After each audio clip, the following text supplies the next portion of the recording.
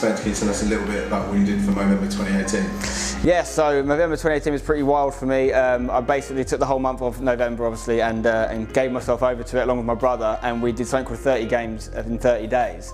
So for 30 days I had to either play or go to a football match consecutively, and ironically it was because I just turned 30 years old as well, so it was all very apt. And as you know, I think you know, when you turn 30, things don't work as well as they used to. So I had to make sure I peppered in some games to watch and some rest days and stuff. But yeah, I went all over the country, played in some great matches, some 11-a-side games, some small-sided games with viewers that invited me to go and play with them, which was great.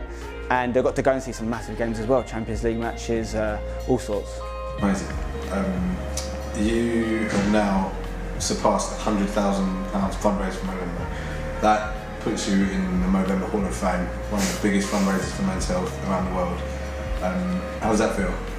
It feels great to have hit that 100,000 mark for Movember. Like, I first started doing stuff for Movember years and years ago in the classic, you know, grow a moustache and try and get some money out of it, and mainly because I wanted to grow a moustache and needed an excuse. I think that's why a lot of people get on board, which is why I like the charity so much, I think. So it gives you an excuse to try it out. But never did I think that I'd get to £100,000. You know, it's been crazy. The journey that I've been on, you know, sort of simultaneous as Movember's grown as a huge charity as well, has been remarkable, and that's why I've kept coming back to wanting to do stuff with Movember. And there's a lot of issues that are close to my heart as someone that is part of the football community. You know, there's the men's health issues, you know, testicular cancer, prostate cancer, suicide prevention. I've known people that have suffered from all of them. So it's great that I can go out there and most importantly, as well as raise money, talk to people about it and make sure there is that discussions being had. You know, in football particularly, there's some great stats. You know, like one person every 45 minutes, I believe it is, getting is it? We're going to get one right. Yeah, prostate cancer, and I think it's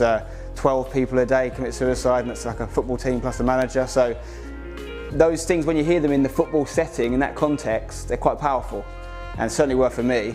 So the fact that I was able to share that with some people, both in person and were watching the content we made from the series, is great to be part of. So yeah, great to hit 100,000, but also there's no particular number. You know, we're always going to need more money. It's really about the process and about going out there and trying to slowly improve these battles.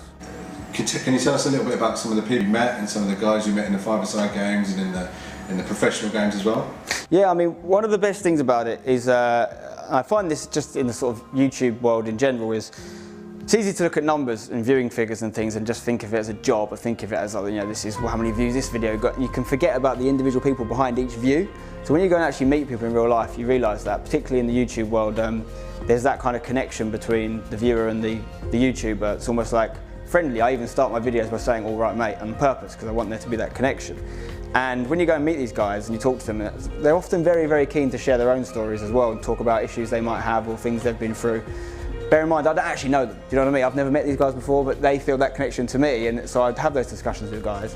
And yeah, it's so powerful to hear the different things people have been through. One of the things I thought was great was, it's quite surprising, was when I went to play these games with people, I went there to make the content. I went there to do the experience, to make some good content for Movember that would hopefully get people to watch, to donate money.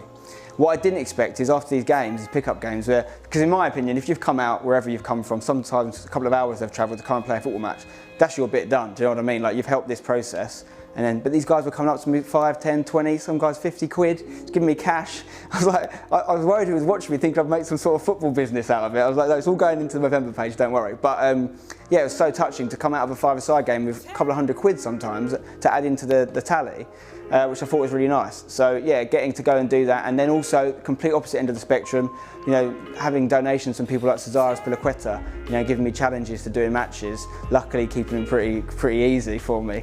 I'm lucky I get to mix it with some good footballers, but my level is very average. So he gave me a challenge. I had to get an assist in a game, and I did manage to do one, and he donated £500 into the kitty, which is huge, you know. So yeah, complete opposite ends of the football spectrum, but equally as powerful.